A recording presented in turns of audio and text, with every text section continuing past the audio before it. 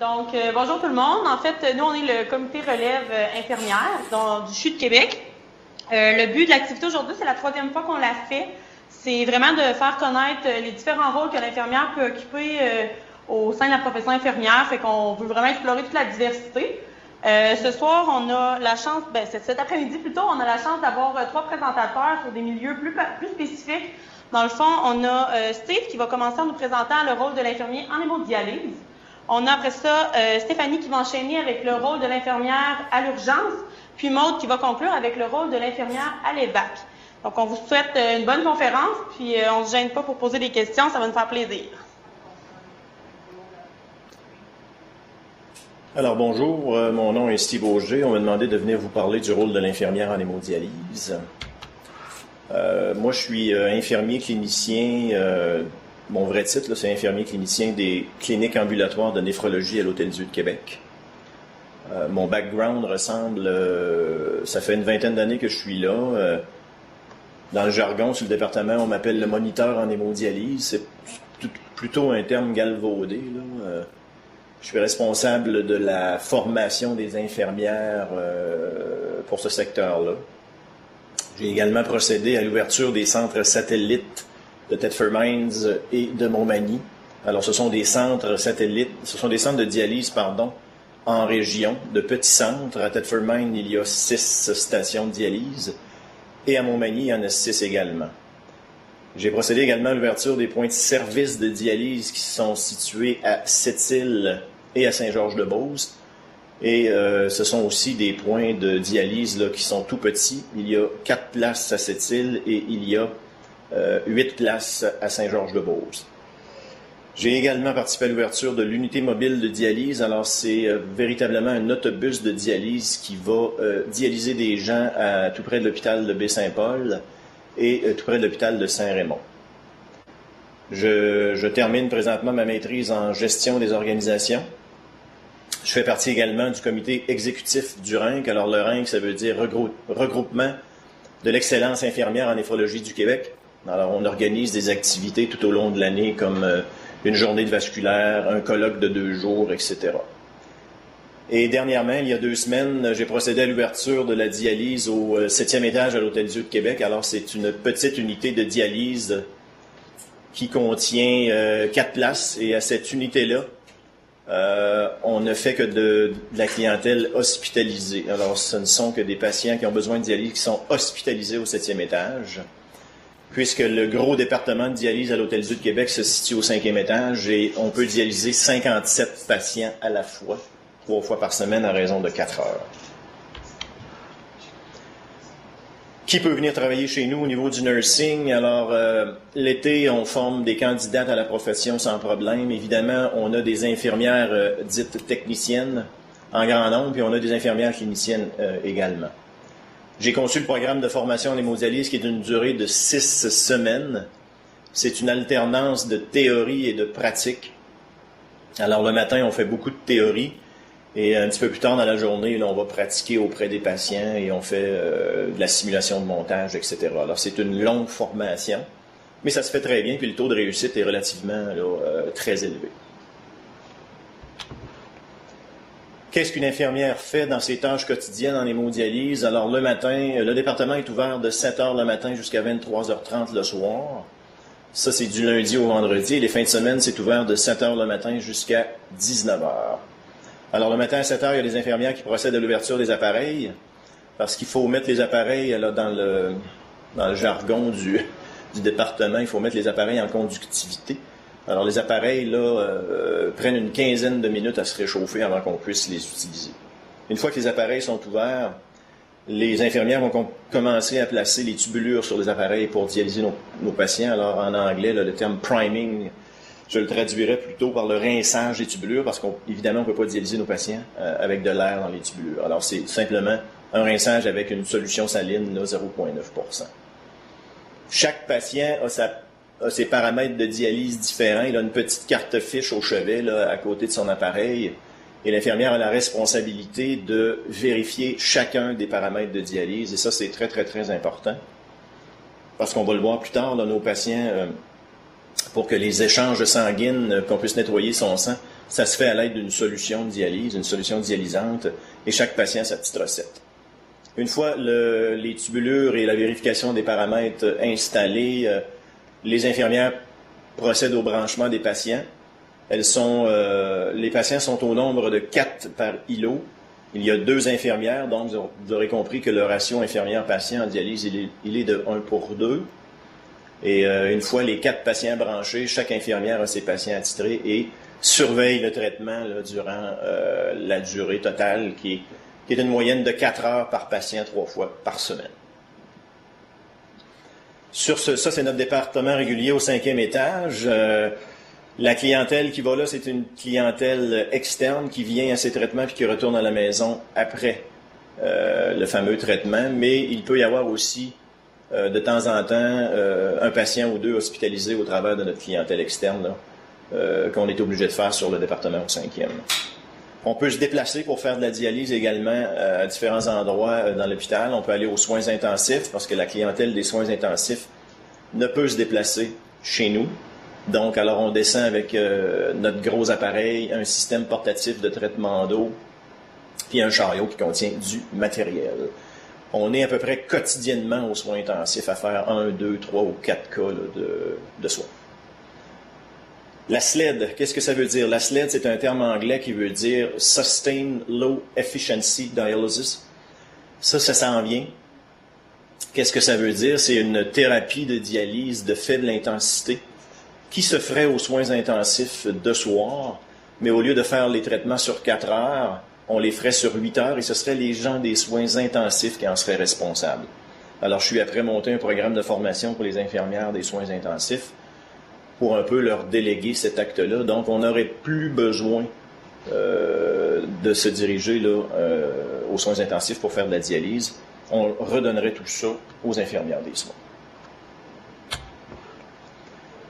Je vous ai placé une petite photo, on ne voit pas très bien, là, c'est malheureux, mais 2 systèmes, 2 époques. Moi, quand j'ai commencé en dialyse il y a 20 ans, vous aviez l'appareil ici à gauche qui était un système assez archaïque avec un écran d'à peu près, je dirais, une dizaine de pouces, aucune couleur, non tactile, c'était vraiment archaïque, là.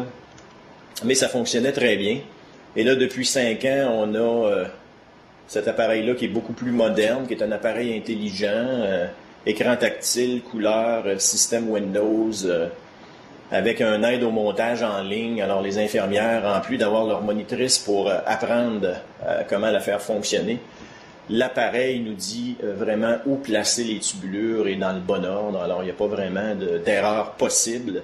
Si l'infirmière voulait devancer le montage de l'appareil pour accélérer le processus, l'appareil va l'en empêcher. Alors, c'est très, très, très sécuritaire. Il y a plus de 700 alarmes différentes dans ces appareils-là. Alors, on a plusieurs secteurs en dialyse où ce que les infirmières peuvent travailler.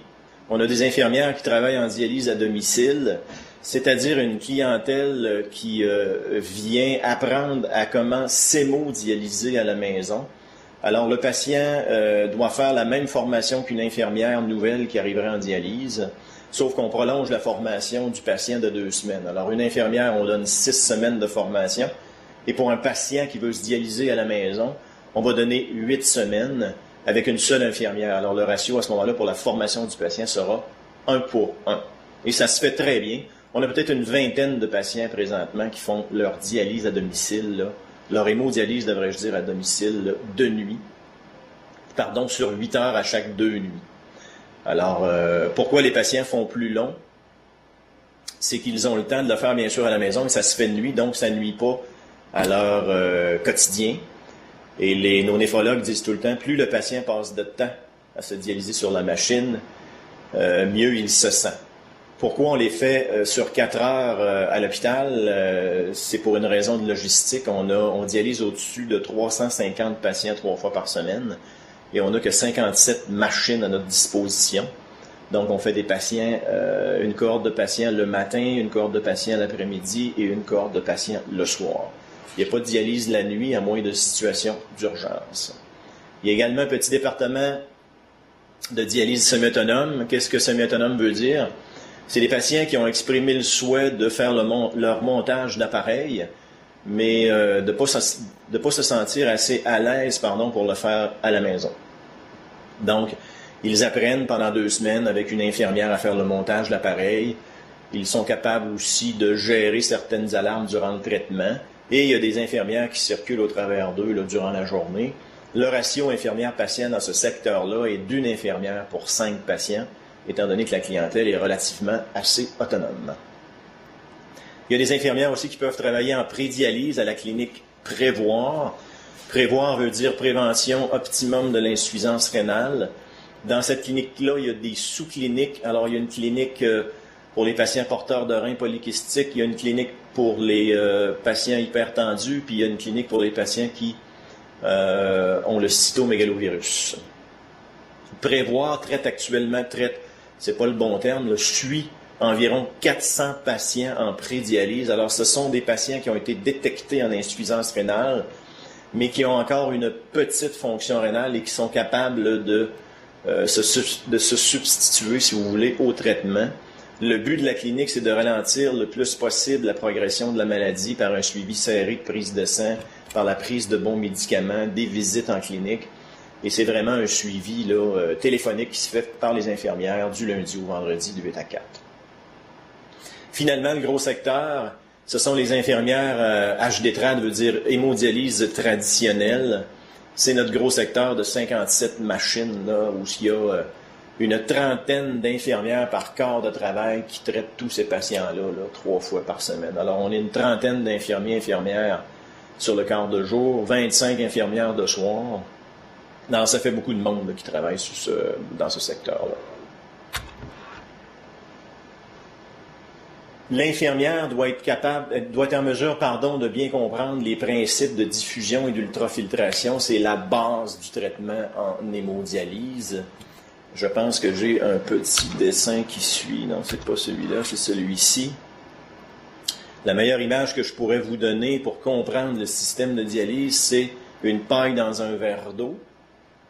Le sang du patient pénètre à l'intérieur de chacune des petites pailles et la paille est trempée dans une solution dialysante. Alors, le sang du patient qui est gorgé en déchets tels que la créatinine, l'urée, même les ions parfois sont déséquilibrés parce que les reins ne fonctionnent plus. La solution dialysante, elle est moins concentrée dans ces éléments-là, donc elle ne contient pas d'urée, elle ne contient pas de créatinine, mais contient du potassium, exemple à faible teneur.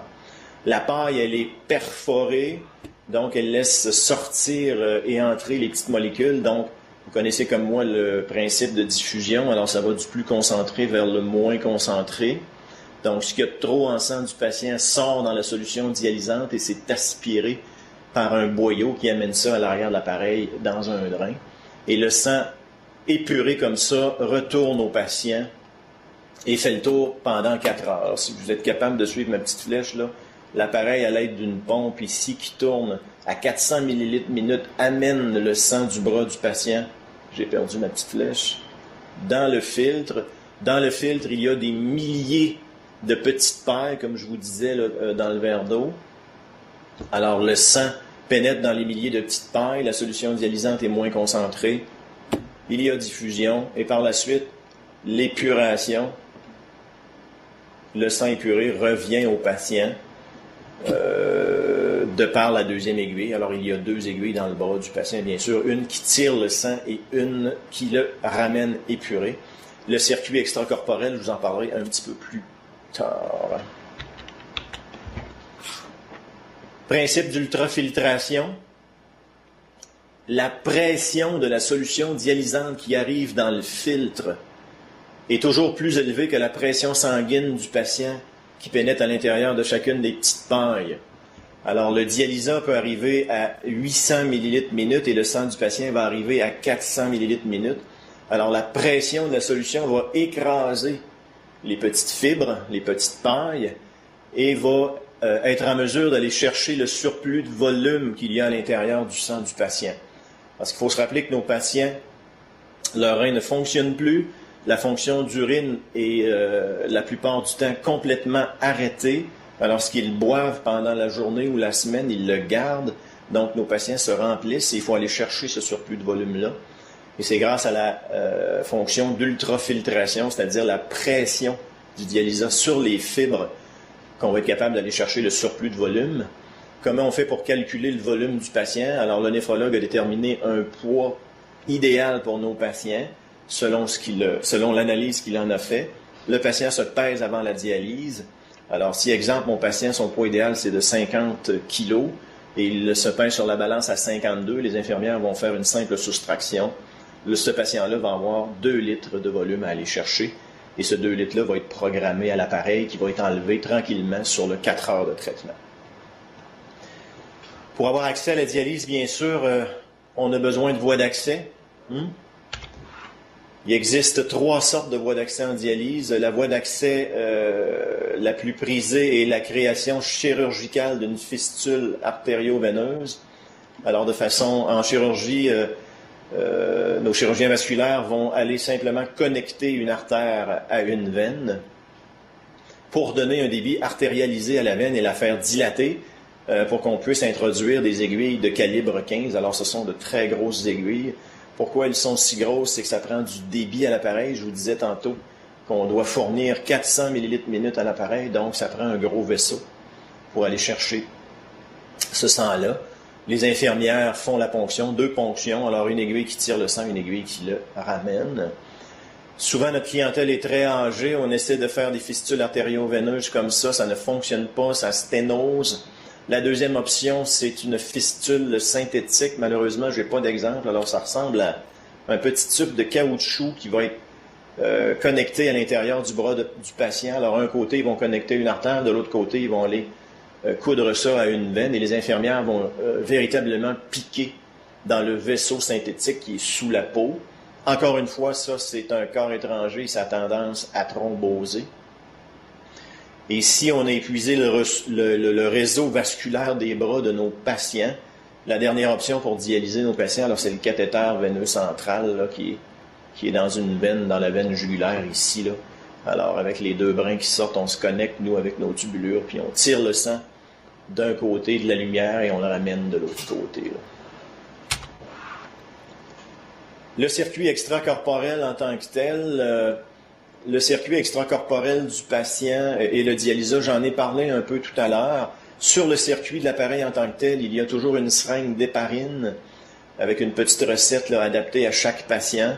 Pourquoi on donne de l'héparine en cours de traitement? C'est à faible débit, étant donné que c'est du sang à l'extérieur du corps du patient et même si ça tourne à une vitesse de 400 ml/minute, ce sang-là a tendance quand même à coaguler.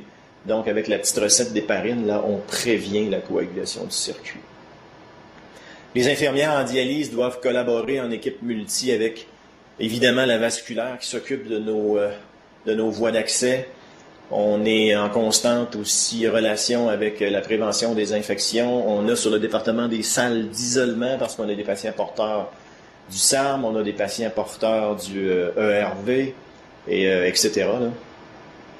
On a une travailleuse sociale attitrée pour nos patients sur le département en dialyse. On a une nutritionniste attitrée également qui vient à tous les jours voir nos patients parce que nos patients doivent faire attention à tout ce qu'ils mangent et à tout ce qu'ils boivent, bien sûr, parce que quand les reins ne fonctionnent plus, ils doivent faire attention aux aliments riches en potassium, riches en phosphore, riches en sucre, etc., etc.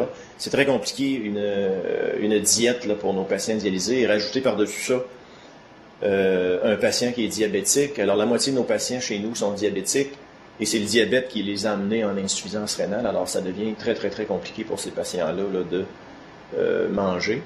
On a une pharmacienne également attitrée sur notre département qui est là à tous les jours et qui peut faire des prescriptions médicales de certains médicaments.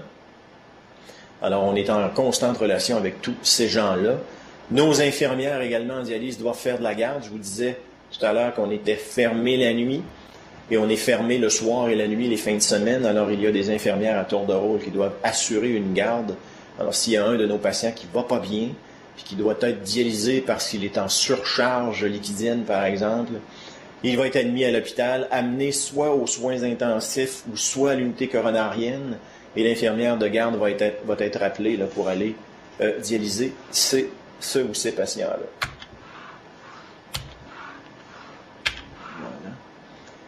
Certaines activités réservées pour nos infirmières, on fonctionne beaucoup avec des ordonnances collectives sur le département. On a des ordonnances collectives pour le potassium, le système calcium-phosphore, RTPA, ça veut dire de l'altéplase, et on a certains médicaments aussi, et l'héparine. Je vous explique, dans nos solutions dialysantes, on a des solutions qui contiennent les mêmes éléments que l'on a dans le sang, donc qui contiennent du calcium, qui contiennent du phosphore, qui contiennent du potassium. Et on fait des prises de sang à chaque 2 semaines à nos patients. Alors l'infirmière pique tous les patients à chaque 2 semaines, vérifie les ions et l'hémoglobine à chaque 2 semaines. Et avec les résultats qu'on obtient durant la journée, on est capable d'aller ajuster la solution de dialyse si elle n'est pas adéquate. Alors si mon patient, exemple, a 6 millimoles de potassium dans son sang et que ma solution durant le traitement est à 4 millimoles de potassium, l'infirmière, en regardant son ordonnance collective, va pouvoir aller diminuer la solution en potassium pour faire diminuer davantage le potassium sanguin du patient. Même chose pour le système calcium-phosphore. L'altéplase, qu'est-ce que c'est l'altéplase? Je vous disais tantôt qu'on a beaucoup de patients porteurs de cathéters veineux centraux. Alors, je pense que c'est la moitié de la clientèle. Et malheureusement, ça a tendance à bloquer assez facilement ces cathéters-là, même si on met un produit qui s'appelle le citrate de sodium dans chacune des branches de son cathéter à la fin du traitement. Même à ça, le cathéter a tendance à se boucher. Donc, on peut faire des traitements à l'altéplase, alors une perfusion de 3 mg dans chaque voie d'altéplase pendant 1 heure si le cathéter refuse de fonctionner.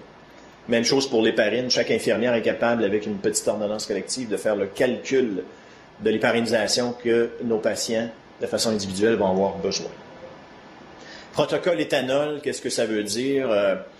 On fait de temps en temps aux soins intensifs des patients qui ont fait des tentatives de suicide sur toutes sortes de produits. Le produit le plus courant, c'est la tentative de suicide sur le combustible à fondu. Semble-t-il que ça se boit très bien. Le problème, c'est que c'est très dangereux pour la santé. Et une infirmière de nuit peut être appelée, alors elle va utiliser simplement le protocole éthanol. Elle va mettre, c'est-à-dire de l'alcool 100% dans sa solution de dialyse. Pourquoi elle fait ça? C'est pour le foie de tout être humain a tendance à s'occuper de l'alcool d'abord plutôt que de s'occuper de tout autre produit. Alors, si on introduit de l'alcool dans le corps du patient, le foie va s'occuper de métaboliser l'alcool avant de métaboliser le produit intoxicant et va permettre à la dialyse d'aller extirper le produit intoxicant. Alors, ces patients-là, aux soins, en plus d'avoir de l'alcool 100% dans leur solution de dialyse, ont une perfusion d'alcool sanguine également. Alors, dans le jargon, à l'Hôtel-Dieu, on dit on saoule littéralement le patient pour occuper le foie, s'occuper de l'alcool, et ça nous permet de faire une longue dialyse pour aller chercher le produit intoxicant et éviter ainsi les dommages. Protocole transsonique, alors l'infirmière, le transsonique, c'est un petit appareil qui nous permet de vérifier la qualité de nos voies d'accès. Alors, il est capable de déterminer la vitesse à laquelle, dans la fistule du patient, le sang circule. Et là, il y a des espèces de petits barèmes. Il est capable de mesurer aussi s'il n'y a pas une sténose. Alors, c'est un outil très efficace qui peut nous permettre de prévenir le blocage complet de nos voies d'accès. Bilan pré-greffe, alors j'ai créé une espèce de petite pochette bilan pré-greffe parce que c'est pas tous nos patients qui sont admissibles au bilan pré-greffe, mais on en a quand même une bonne quantité et pour faciliter la tâche de l'infirmière dans le bilan pré-greffe et dans la prise de ces examens, on a une espèce de petite pochette avec tous les examens inimaginables que le néphrologue greffeur pourrait demander aux patients de passer avant d'être admis sur la liste de greffe. Et les prescriptions ont été déjà pré-remplies et signées par le docteur, alors ça accélère de beaucoup le processus. Une journée type, alors les heures d'ouverture, je pense en avoir déjà parlé, c'est de 7h le matin jusqu'à 23h30 le soir du lundi au vendredi, et les fins de semaine de 7h le matin à 19h. La répartition du personnel et le ratio, la répartition moyenne c'est 1/2, mais en hémodialyse semi-autonome, ça peut aller à 1/5. Et sur les départements d'hémodialyse traditionnels, on pourrait monter aussi à 1/3. Les patients sont répartis en îlots de 4, donc 2 infirmières. Chaque cohorte de patients vient 3 fois par semaine Il y a une cohorte de patients qui vient les lundis, mercredis et vendredis pour leurs 3 fois par semaine. L'autre cohorte de patients vient les mardis, jeudis et une des 2 journées de fin de semaine. La question des fois qui m'est posée, pourquoi il y en a qui viennent les fins de semaine et pas d'autres, c'est par ancienneté de patients comme nos vacances.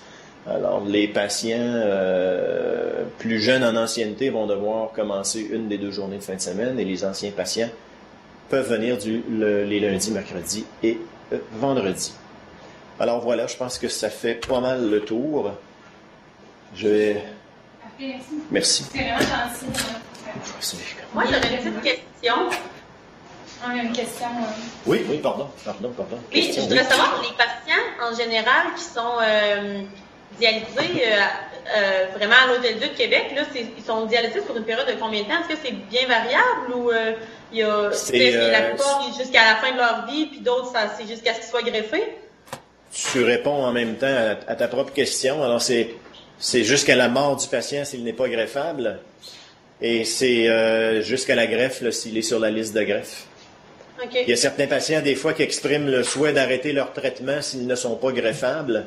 Ils sont évalués, évidemment, par l'équipe médicale si la décision est bien éclairée, puis les médecins s'opposent à peu près jamais à l'arrêt de traitement. Parce qu'il faut se rappeler que c'est des patients qui, oui, sont branchés sur une machine 3 fois par semaine, mais entre-temps, ils sont à la maison, alors ils peuvent décider de ne plus venir à leur traitement, même s'ils n'ont pas l'accord des néphrologues. Mais la plupart du temps, les néphrologues acceptent l'arrêt de traitement. Puis lorsqu'il y a un arrêt de traitement qui se fait, la moyenne des gens pour le décès, là, ça va se faire dans les 7 à 10 jours qui vont suivre, parce qu'ils vont mourir, dans le fond, intoxiqués. Ils vont manger un peu à la maison, le sang va s'intoxiquer, puis tranquillement, avec l'urée qui monte puis qui n'arrête pas de monter, un état comateux, semi-comateux, et la mort par la suite. Là. Ouais. Okay. Ça se fait assez rapidement. J'ai déjà vu plus long que ça, mais ça se fait normalement assez rapidement. OK. Ben, merci beaucoup. Bienvenue. Merci pour la présentation. Bienvenue. Il n'y a pas d'autres questions? Hein? Non? Parfait. Donc, on va y aller avec Maude, qui est l'évac. Vous pouvez en parler. Alors bonjour, je m'appelle Maude Trépanier, je travaille comme infirmière clinicienne aux évacuations aéromédicales du Québec. Je l'ai écrit sur la présentation, là, sur votre affiche de promotion, c'était écrit, il y avait un C à la fin. Je sais pas le C pouvait venir de où, mais c'est vraiment les évacuations aéromédicales du Québec. Mon cheminement scolaire, ben c'est assez simple. J'ai fait un DEC-Bac là en sciences infirmières au Cégep de Limoilou puis à l'Université Laval. Puis j'ai effectué par après une maîtrise en gestion des services de santé, services sociaux à l'ENAP, à l'École nationale de l'administration publique. Voilà. Et mon expérience professionnelle, j'ai cumulé environ une dizaine d'années d'expérience, principalement ici à l'Enfant Jésus.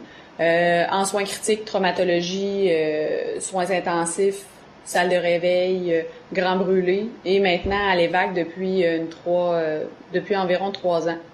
Concernant les formations professionnelles, ben je l'ai mentionné, mais il y a aussi beaucoup de formations que j'ai dû suivre là en lien avec les soins intensifs et l'EVAC surtout, c'est-à-dire des ACLS, RCR à jour, MDSA qui est un moniteur défibrillateur semi-automatique pour pratiquer là dans un type d'avion en particulier.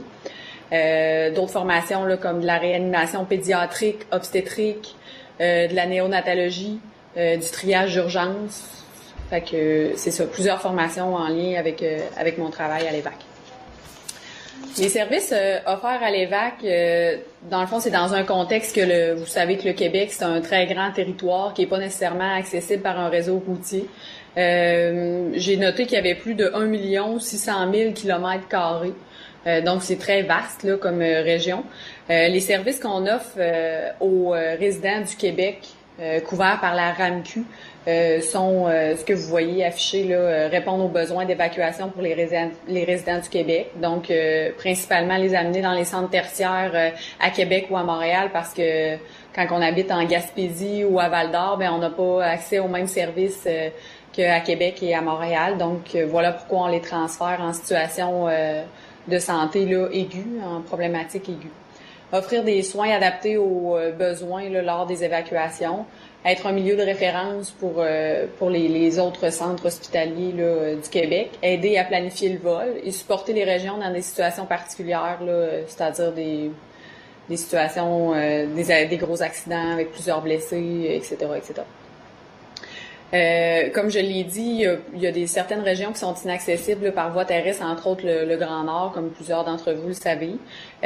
Par exemple, de faire Val-d'Or, Montréal par la voie terrestre, ben ça peut prendre environ 6h20 de transport. Puis si on parle plus de la Côte-Nord, là, de Sept-Îles, Québec, ben ça peut prendre 9h30. Fait que c'est très long pour quelqu'un qui est en infarctus aigu ou qui est polytraumatisé finalement. Donc voilà pourquoi par moment on est bien utile avec un avion pour aller chercher ces patients-là pour les ramener à Québec ou à Montréal. Les VAC, ça existe depuis 1981. En réalité, le service de transport a débuté. Il y a eu des ententes de service, l'achat d'avions, etc. entre 1976 et 1981.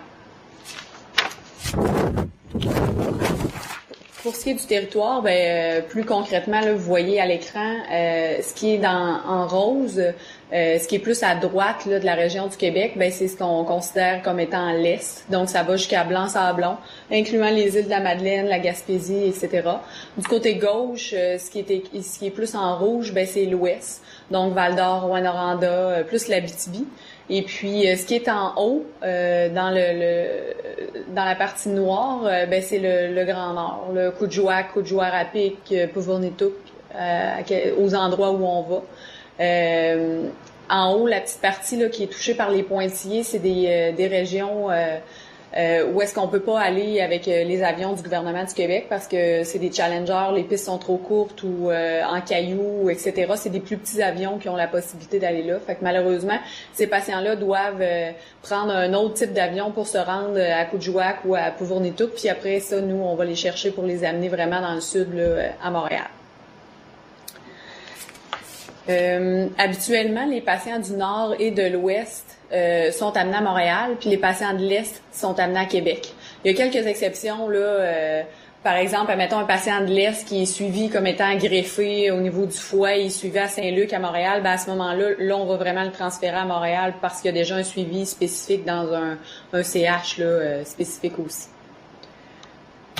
Concernant les rôles et les fonctions d'une infirmière qui travaille aux évacuations aéromédicales, tout le monde, dans le fond, à l'EVAC, font trois types ont trois rôles, finalement, à pouvoir accomplir.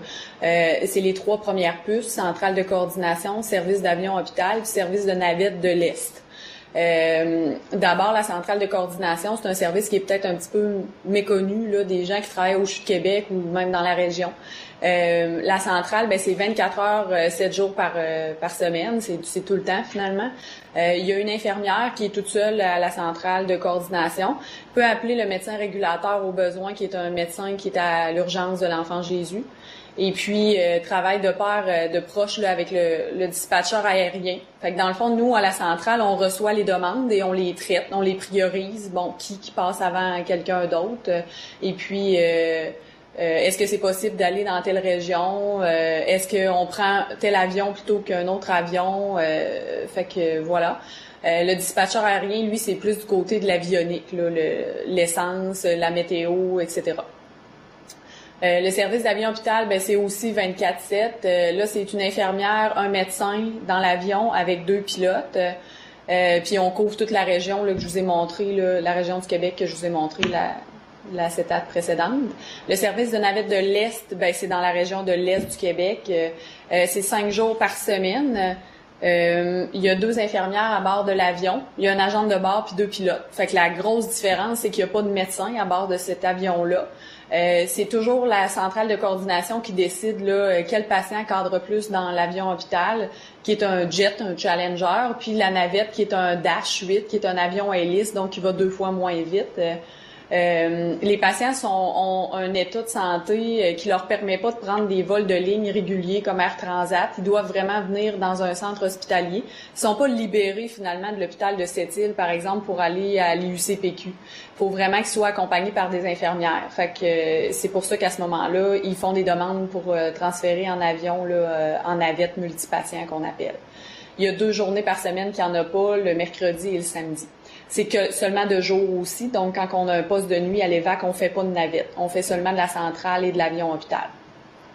La navette de l'Ouest, je l'ai mis dans un petit encadré parce que c'est un contrat. Dans le fond, l'avion est basé actuellement à Rouyn-Noranda et puis fait la navette finalement entre Montréal et l'Abitibi. Viennent rarement à Québec, mais ça peut arriver. Par exemple, s'il y a un patient de Montréal qui est en vacances à Québec, puis il y a une situation de santé, il se présente, par exemple, à l'IUCPQ, est traité, puis doit retourner à Val-d'Or par après, ben c'est la navette de l'Ouest qui va venir le chercher à Québec pour le ramener. Fait que c'est pas des gens qui sont basés à Québec, qui font pas partie de l'EVAC en soi. C'est un contrat qui est donné actuellement à la compagnie d'aviation qui s'appelle Proper. Fait que la navette de l'Ouest, c'est 4 jours par semaine. C'est un peu le même genre que la navette de l'Est. C'est 2 infirmières, 2 pilotes. Il n'y a pas de médecin à bord de cet avion-là. On va voir les tâches quotidiennes là, de la centrale, de l'avion hôpital et des navettes une après l'autre. Vous allez voir, c'est pas très compliqué. À la centrale, ben comme vous avez pu le comprendre là, jusqu'à présent, ben on fait la réception des demandes d'évacuation qui nous sont acheminées soit par informatique ou par fax. On fait le traitement de ces demandes-là. Donc, on les priorise, on décide d'évacuer maintenant ou le lendemain, prochain vol en région, immédiatement, ça dépend, en avion hôpital ou en navette. On priorise, suivi en temps réel des vols, changement de mission aux besoins selon les demandes. Ça arrive que des fois, on s'en va vers Sept-Îles, puis on est détourné, on s'en va à Val-d'Or finalement. Ça arrive. Là, ça dépend des demandes qui nous sont envoyées et l'urgence d'aller chercher tel patient plutôt que tel patient. On coordonne aussi les moyens de transport terrestre. Donc, est-ce que ça prend une ambulance? À quelle heure? Est-ce que le patient de Val-d'Or s'en va à Rouyn-Noranda pour prendre l'avion à Rouyn-Noranda? Tu sais, on a beaucoup de coordination à faire. On fait aussi le soutien aux CH demandeurs. Donc, comment remplir la demande? Qu'est-ce qu'ils ont besoin là-bas? Des fois, ils ont besoin d'aide aussi au niveau médical pour la prise en charge des cas. Dans certains, peut-être, centres hospitaliers plus éloignés ou qui ont moins d'examens, de spécialités. Ça arrive que les médecins qui acceptent à Québec ou à Montréal vont appeler les médecins des régions pour leur donner un coup de main, les conseiller. Ou, par exemple, même si c'est Sept-Îles, puis c'est un gros centre, mais c'est un cas particulier, par exemple, de grand prématuré qui est né à Sept-Îles, ben c'est certain que le néonatologiste au CHUL va lui donner un coup de main. Puis nous, ben, on fait le relais un petit peu parmi tout ça. Puis nous aussi, on est aussi formés pour conseiller les gens des régions, là, que ce soit les médecins ou les infirmières. On gère aussi les problématiques reliées aux évacuations, au transport terrestre, etc. Vous comprendrez que c'est un milieu assez particulier et puis des problématiques, il y en a à tous les minutes. C'est particulier. Il y a plus de 15 professionnels qui entrent en ligne de compte là, dans une demande comme ça, là, comme je le disais, infirmières, médecins, mais ambulanciers, il y a vraiment beaucoup de professionnels qui tournent autour d'une demande. Fait que sans la centrale de coordination, ça serait impossible de faire des évacuations aéromédicales. Il n'y a pas juste un travail dans les avions qui se passe, mais aussi à la centrale. Dans l'avion, on a 50 minutes après notre appel pour arriver à l'aéroport. Ensuite de ça, la durée du vol vers l'aéroport du CH référent. Donc, est-ce qu'on s'en va à Sept-Îles? Bon, là, on a la durée du vol pour se rendre à Sept-Îles. On prépare notre matériel, la médication, le plan B. Donc, tu sais, il faut toujours penser que, je vous l'ai dit, on est un infirmière, un médecin, fait que on n'a pas beaucoup de mains. On n'a pas de préposé, fait que c'est ça. L'aide est assez limitée, fait qu'il faut vraiment être prêt à intervenir rapidement si urgence se produit. Rendu par exemple à Sept-Îles, comme je le disais, ben on procède à l'embarquement du patient, donc sur civière ou dans un incubateur si c'est un bébé. On a la durée du vol pour revenir là à Québec ou à Montréal, durant lesquels on fait des soins, des techniques, des notes selon les besoins des patients. On a le débarquement à Québec ou à Montréal.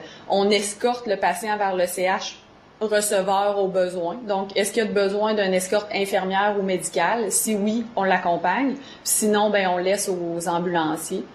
Ensuite de ça, on revient à l'avion. Si on est à Montréal, ben là, à ce moment-là, soit on revient à Québec ou on est affecté vers une autre mission dans une autre région. Voilà. En gros, c'est les tâches de l'avion hôpital. J'ai mis quelques photos parce que c'est difficile des fois de de s'imaginer à quoi ressemble l'avion hôpital.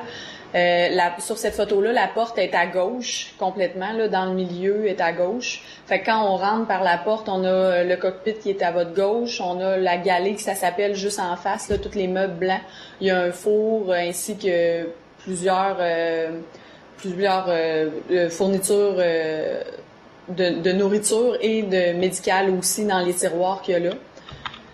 Ça, c'est le secteur médical là en soi. Donc, vous voyez qu'il y a 3 civières puis il y a un incubateur à gauche. Fait que c'est la capacité de l'avion hôpital. 3 adultes sur des civières ou des enfants là en haut de 10 livres, ils peuvent être sur les civières. On a bien sûr des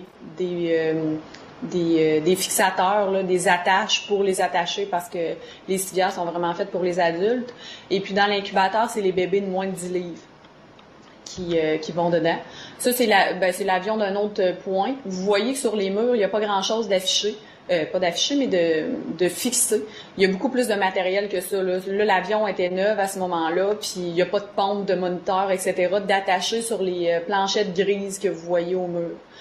Je vous cacherai pas que c'est tout un défi de travailler dans un avion par rapport à l'avionique. Est-ce que les pompes sont là? Est-ce qu'ils sont bien attachés? Est-ce que ça va tenir le coup au décollage, à l'atterrissage? Il y a vraiment plein de choses à prendre en considération qui sont en plus de notre travail d'infirmière qu'on fait plus à l'hôpital, là, finalement.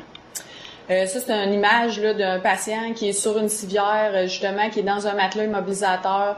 Vous voyez qu'il y a une table au niveau de ses genoux, il y a une table là, par-dessus lui sur laquelle est attaché un respirateur. Vous avez le moniteur sur le dessus de la table, puis vous avez des pompes là, volumétriques qui sont en avant du moniteur. Fait que vous comprendrez que de mettre un patient là dans l'avion, ça prend pas 2 secondes, puis de fixer tout le matériel pour que rien soit coudé, que tout perfuse bien, que tout draine bien. C'est vraiment pas facile. Le drain thoracique qui est à terre à l'hôpital, bien en dessous du lit, puis que personne accroche ou ben là dans l'avion c'est vraiment une autre dynamique là. Où on le met, est-ce qu'il va tenir droit lors du décollage. Il y a beaucoup de choses à prendre en considération qui est particulier au domaine de l'avionique. Ça c'est une image de transbordement, donc c'est dans le hangar du gouvernement à Québec. Vous voyez qu'il y a des rampes par-dessus l'escalier. Vous voyez l'escalier là, par lequel nous, on monte à pied. Mais vous comprendrez que le patient qu'on a vu avant, qui est intubé dans un matelas, ben il descend pas à pied de l'avion. Fait que il y a des rampes comme ça qui montent et qui descendent, sur lesquelles on met une civière. C'est très particulier parce que c'est un défi, là, le transbordement. Vous comprendrez que ça prend le bon matériel, ça prend la bonne civière qui correspond au bon avion, parce que selon les types d'avions, c'est pas toutes les mêmes civières. Il y a des petites particularités. Ça prend aussi tout le matériel requis pour la sécurité du patient. Donc, est-ce qu'il doit être immobilisé? Ça y prend un matelas? Ça y prend-tu un respirateur, etc. Fait qu'il faut tout que ça rentre sur la rampe de transbordement. Il y a un poids aussi maximum. Vous comprendrez que tout ça a quand même des limites. Fait qu'il faut des fois par moment calculer le poids qu'il y a sur la rampe. Quand le poids du patient est élevé, il faut prendre ça en considération. Il y a aussi la température extérieure à prendre en considération, parce que vous comprendrez que quand il fait moins 30 dans le nord, ben les tubulures qui administrent le propofol, par exemple, ben ça peut très bien geler lors du transbordement. Fait que c'est toutes sortes de choses aussi à s'occuper. Puis le grand défi, je vous dirais, c'est l'inaccessibilité du patient temporaire. Vous voyez l'infirmière qui est en haut actuellement, qui a la main sur la table, là, ben elle est bien mal prise pour aller faire quoi que ce soit au niveau du patient. Puis au sol, vous avez un médecin et 2 pilotes. Eux autres aussi sont vraiment mal pris pour intervenir auprès du patient s'il arrive quoi que ce soit à ce moment-là. Puis vous aurez compris que c'est un moment où est-ce que malheureusement il arrive toutes sortes de choses là. Donc faut vraiment prendre en considération ce moment-là, puis faut essayer de prévenir là des complications qui pourraient arriver là. Par exemple, un patient intubé qui décide de bouger davantage, qui est mal contentionné, c'est quelque chose qui peut vraiment complexifier le transbordement. Fait que je disais la navette de l'ouest à gauche et la navette de l'est à droite. Dans la navette de l'ouest, il y a 4 places, donc possibilité de 2 civières, 2 assis, où on met un incubateur, on enlève une place couchée, etc. Là, c'est modulable. Dans la navette de l'est, ben, il y a beaucoup plus de places. Là. Maintenant, on est rendu jusqu'à 16 places. Fait qu'on module là, selon les civières, le nombre assis, incubateurs, etc. Fait que c'est selon les demandes, le nombre de demandes qu'on a, quel service qu'ils requièrent, est-ce que c'est des bébés, des adultes, est-ce qu'ils sont couchés ou pas. Fait qu'on gère dans la mesure du possible, là, comment on positionne là, et le matériel dans l'avion en fonction des demandes. Concernant l'activité infirmière là, plus concrète, plus terrain, ben dans les navettes, donc les 2 avions où est-ce qu'on est 2 infirmières seulement, la navette de l'Est, la navette de l'Ouest, il y a 13 ordonnances collectives qui nous permettent de vraiment être autonomes puis de faire de pratiquer notre champ d'exercice d'infirmière au maximum. Vous comprendrez que dans un avion comme ça, avec 2 infirmières, avec plusieurs protocoles qui nous permettent d'intervenir, entre autres lors d'un arrêt cardio-respiratoire, ben ça prend beaucoup d'autonomie. Il faut travailler en équipe là, avec notre partenaire. Ça prend beaucoup de calme puis de gestion de ces ordonnances collectives là pour savoir qu'est-ce que tu as le droit de faire, qu'est-ce que tu n'as pas le droit de faire pour pas aller au-delà de ce qui est permis parce que on a quand même le droit de décider d'administrer de l'atropine, de l'adrénaline selon les situations, là, de la nitro, de l'aspirine. Bref, vous voyez la liste qui est ici.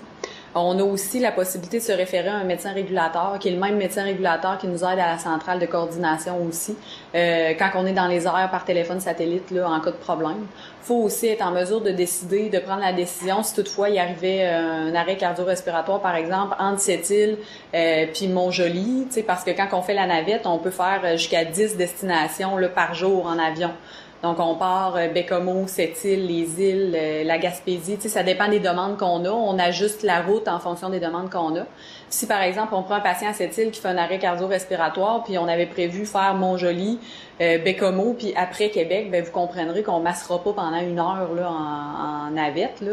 Fait qu'il faut être capable de décider, est-ce qu'on retourne à Sept-Îles, est-ce qu'on retourne à Québec, est-ce qu'on arrête le plus rapidement à l'aéroport, la plus proche, qu'est-ce qu'on fait? Fait qu'il faut être capable de prendre cette décision-là aussi. Pour le bien du patient, vous comprendrez. Concernant une journée type, ben j'ai pris le quart de jour, donc 7 à 19 heures. C'est des 12 heures, nos quarts, il y a de jour et de soir, de nuit. Donc, l'heure du début du quart de travail est très variable. Vous comprendrez que quand on est sur l'avion hôpital, ben on est sur appel, fait qu'on vole pas, on travaille pas s'il y a pas de cas à aller chercher. Toujours de jour, c'est possible qu'on soit appelé à partir de 4 heures le matin pour un embarquement à 5 heures. Tout dépendant de c'est où dans la région, est-ce que l'équipe de nuit a volé toute la nuit, vous comprendrez que par moment, il faut partir avant notre chiffre pour pas faire partir l'équipe de nuit à coup de joie qui vont partir pendant 7 heures de temps. Fait que les heures de travail, c'est assez incertain, là, ça change à chaque quart de travail. On a 50 minutes pour se rendre à l'aéroport, comme je le disais tout à l'heure. Faut effectuer la mission là, préalablement déterminée par la centrale, comme je l'ai expliqué aussi. Donc, on fait la prise en charge dans l'ambulance en région, on fait le transbordement, on fait le vol, les soins. On refait le transbordement à Québec ou à Montréal, puis on escorte ou pas vers le CH, comme je vous ai expliqué tantôt.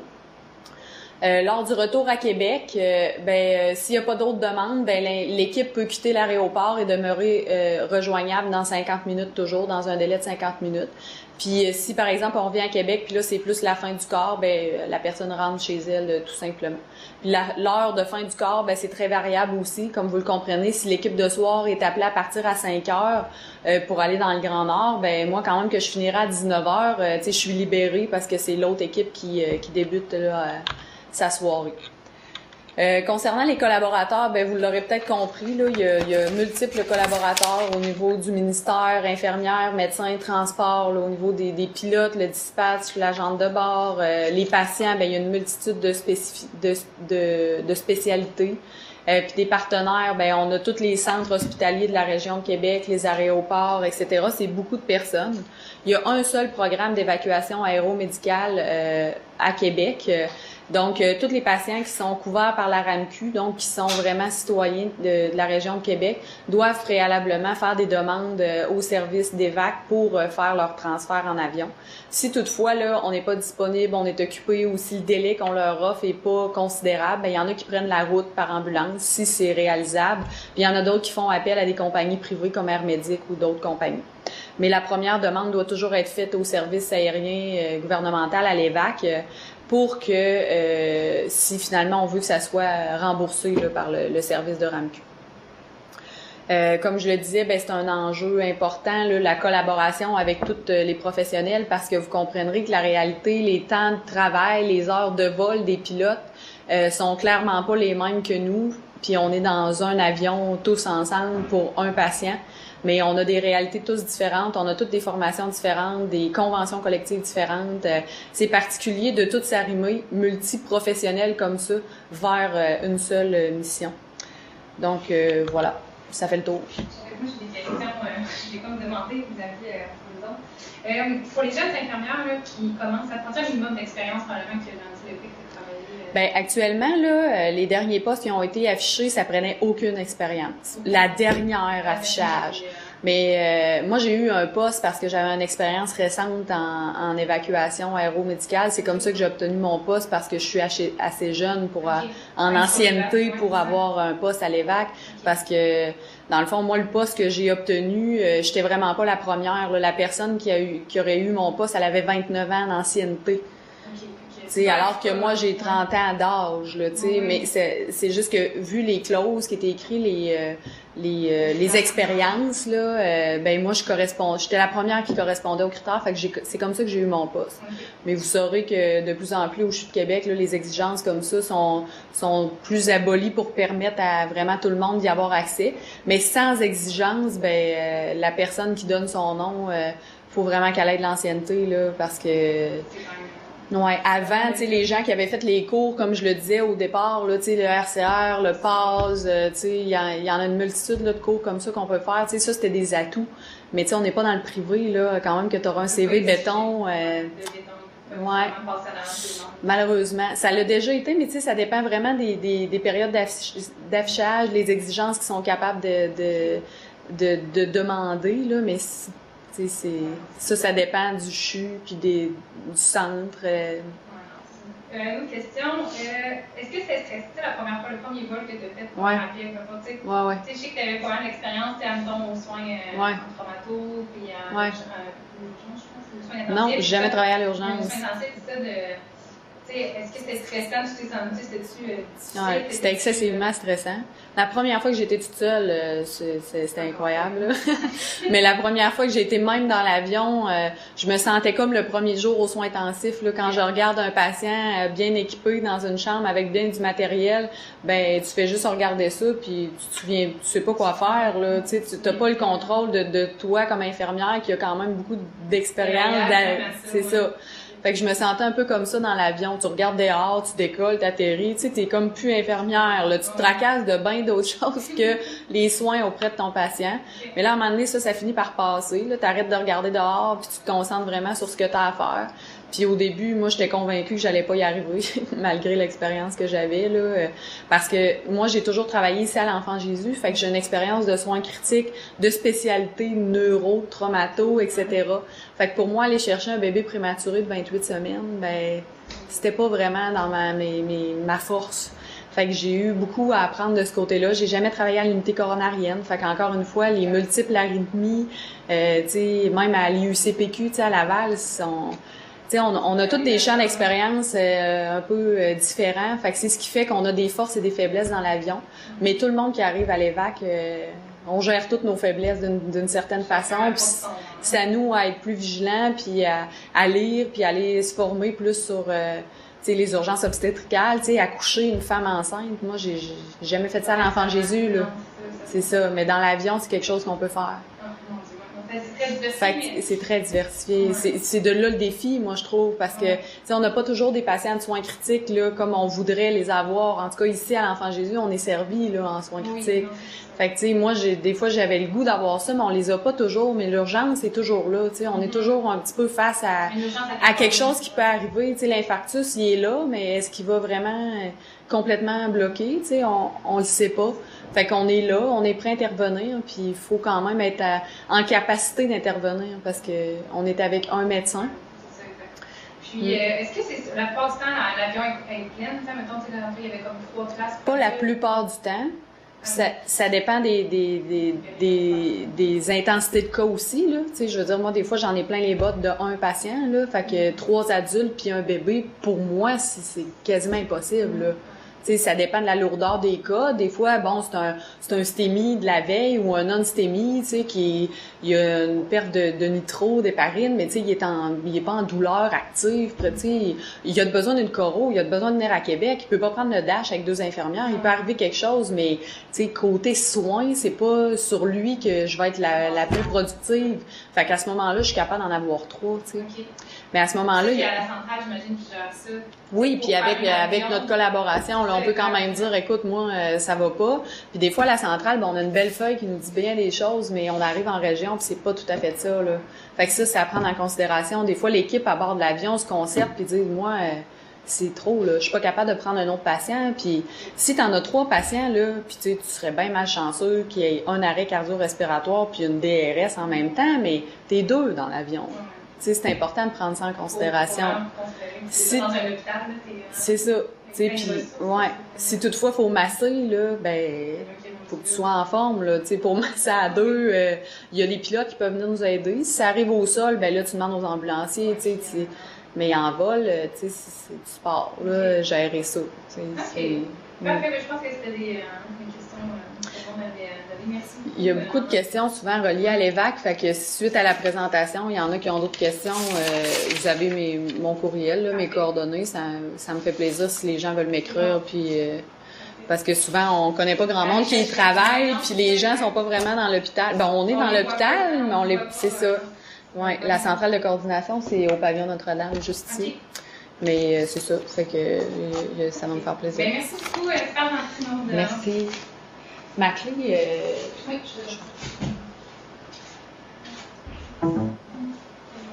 merci. On va y aller avec toi, Stéphane. Venez.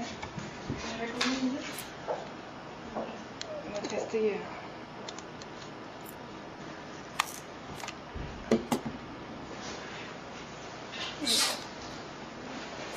Reste une quinzaine.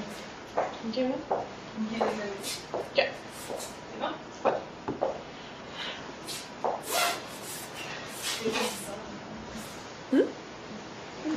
Bonne journée. Merci, bye.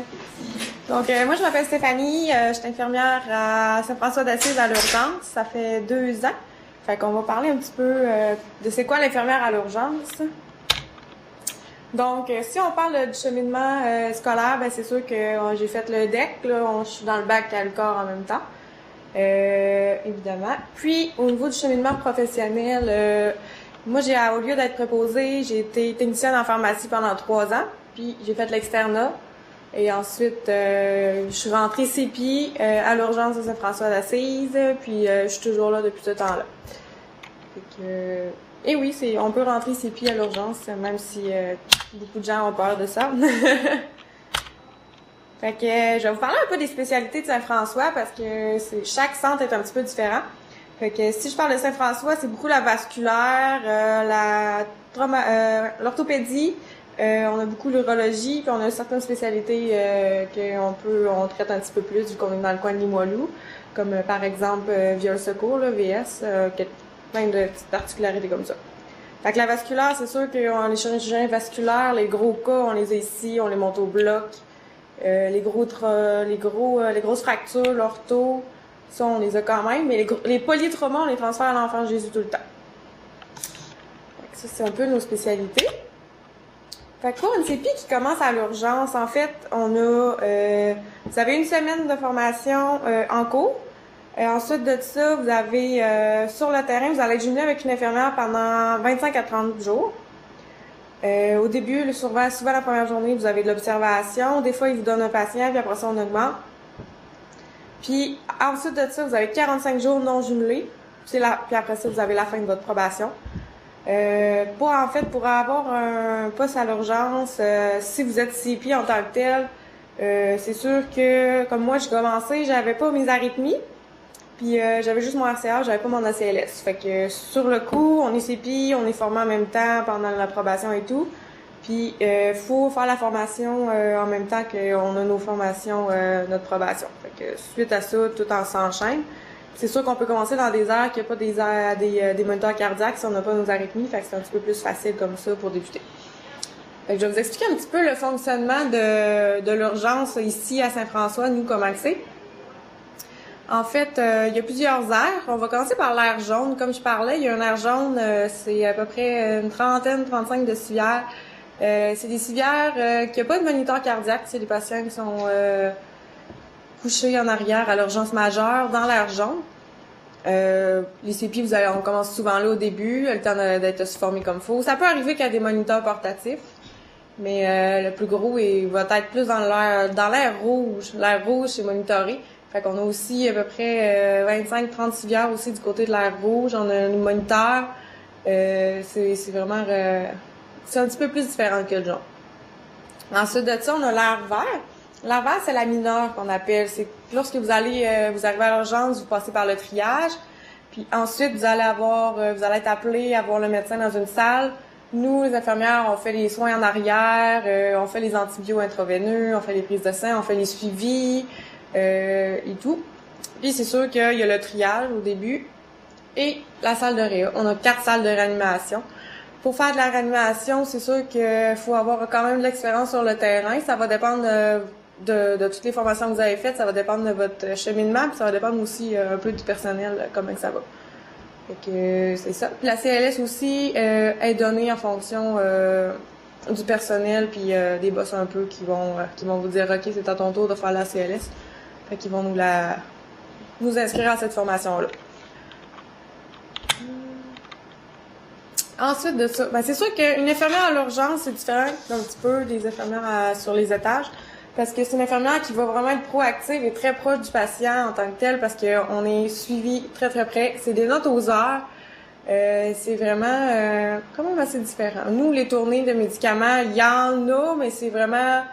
On essaie de rentrer ça dans tous nos soins en même temps, puis c'est à peu près ça. Fait que, exemple, je vais vous prendre un exemple. On a un patient qui arrive en DRS. C'est sûr que on va essayer d'être là le plus proche. Nous, on travaille en lien avec le médecin de très près. Il est toujours présent un médecin dans chaque aire. Fait que faut savoir, comment je pourrais dire? Faut savoir un peu tout l'état de notre patient, puis bien prévenir les grosses crises qui peuvent arriver là, au niveau des détecter dans le fond les complications possibles. Là. Fait que c'est sûr qu'on va travailler vraiment en collaboration. S'il arrive un gros patient qui complique, c'est sûr qu'on appelle de l'aide puis on est tout le temps prêt à intervenir. Fait que c'est sûr qu'à l'urgence, c'est vraiment des tâches quotidiennes là, qui vont revenir le plus possible. Fait que comme je vais vous donner un exemple, par exemple, dans l'air rouge, c'est sûr qu'on a des patients souvent qui ont des grosses arythmies, qui chutent leur pression, qui vont pas très bien. Fait qu'on va partir souvent des perfusions, cardizème, lévo. Et ces patients-là, souvent, on les monte aux soins par la suite. On essaye, s'ils sont hospitalisés, on les monte aux soins. Sinon, ensuite de ça, c'est sûr qu'on fait les techniques comme d'habitude, CIV. On donne beaucoup de bolus, on met des sondes, des TNG. Nous, on n'a pas d'infirmière auxiliaire à l'urgence, on est vraiment une infirmière. Le soir, moi je travaille le soir, fait que c'est une infirmière pour 5 patients. La nuit, c'est une infirmière pour 6. Puis ça c'est dans le jaune, puis dans le rouge, vu que c'est un petit peu plus des soins plus intensifs, c'est 4 à 5 le soir, puis 4-5 aussi la nuit. Fait que c'est sûr qu'on va faire de l'évaluation, on va suivre de près les paramètres au niveau des moniteurs, on fait des notes aux heures vraiment assez précises. On va gérer aussi, on a beaucoup de crises typiques physiques ou mentales. On va gérer aussi la famille. Puis on va aussi jouer dans les retours à domicile, les rendez-vous avec l'infirmière réseau. C'est sûr qu'on collabore, on collabore de très près beaucoup avec les médecins, les résidents, les externes. Souvent, un médecin, par exemple, il va avoir une résidente, puis parfois il y a un externe aussi, comme d'autres fois il peut être carrément tout seul. L'inalo est toujours là, surtout des fois quand on a des gros cas en réa, l'inalo est là, le médecin, le résident, tout le monde est là. Sinon, c'est l'inalo qui vient donner les traitements qui sont tous en nébule. Ensuite de ça, c'est sûr qu'on a l'anesthésiste, tous les autres travailleurs professionnels qui viennent en lien avec nos besoins selon les patients.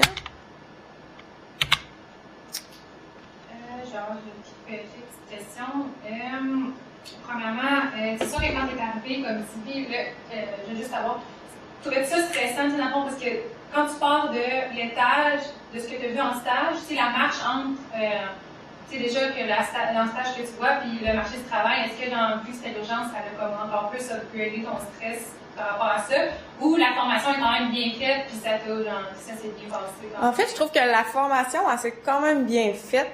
Elle se fait bien. On n'est pas pitché dans le gros dawa, quand on appelle. Là. On est quand même assez bien suivi. Puis on est quand même formé pour prévenir pour que ça chute ou qu'il y ait des problèmes. Fait que ça, c'est quand même bien, mais c'est toujours un moment stressant. Là. On est constamment, souvent mis sur pression. Le patient peut compliquer n'importe quand. Mais en même temps, ça nous apprend à gérer notre stress. Je trouve que c'est quand même un moyen qui est assez bien de travailler à l'urgence, parce qu'au début, quand on rentre, on est sépi, on a peur, on capote un peu parce qu'on sait pas c'est quoi, puis il peut arriver n'importe quoi, puis on sait pas comment agir. Mais il y a tout le temps quelqu'un à côté. Souvent, il va y avoir une personne de plus d'expérience à qui tu peux te fier. Fait que ça va t'aider. Puis en tant que tel, après ça, moi, à peu près les 5 premiers mois, j'étais quand même stressée. Mais après ça coulait comme dans du beurre, puis on apprend un peu plus à gérer notre stress, à s'adapter, puis à mieux intervenir.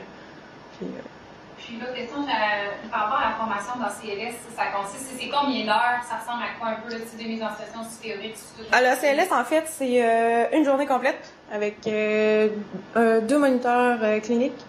Ça consiste, on va voir tous les types de réanimation, les défibres, les paces externes, toute la médication, tous les protocoles à donner. Fait que c'est vraiment ça, on la fait souvent avant d'être formé pour aller en réa. Fait que quand ton boss te dit tu fais l'ACLS, parce qu'il va prévoir de te former en salle de réanimation pour éventuellement. Là. Ouais, mais c'est pas tout de suite qu'on l'a. Souvent, on demande d'avoir l'ACLS pour travailler à l'urgence, mais souvent c'est rare que les personnes vont toutes l'avoir parce qu'ils peuvent arriver des étages, il y en a qui peuvent arriver des soins. Fait que ceux qui commencent CPI, ben c'est sûr qu'ils l'ont pas, comme tu sais, moi je l'avais pas. Fait que c'est sûr que tu sais là j'ai fait ACLS, RCR. C'est sûr que les arythmies, on les a vues. Fait que là, je les ai toutes. Fait que, c'est comme ça qu'on chemine. Puis comme. OK. Ben, parfait. Ben, merci beaucoup de ta présentation. Ben, merci. Ça va mettre fin à cette activité. Merci beaucoup.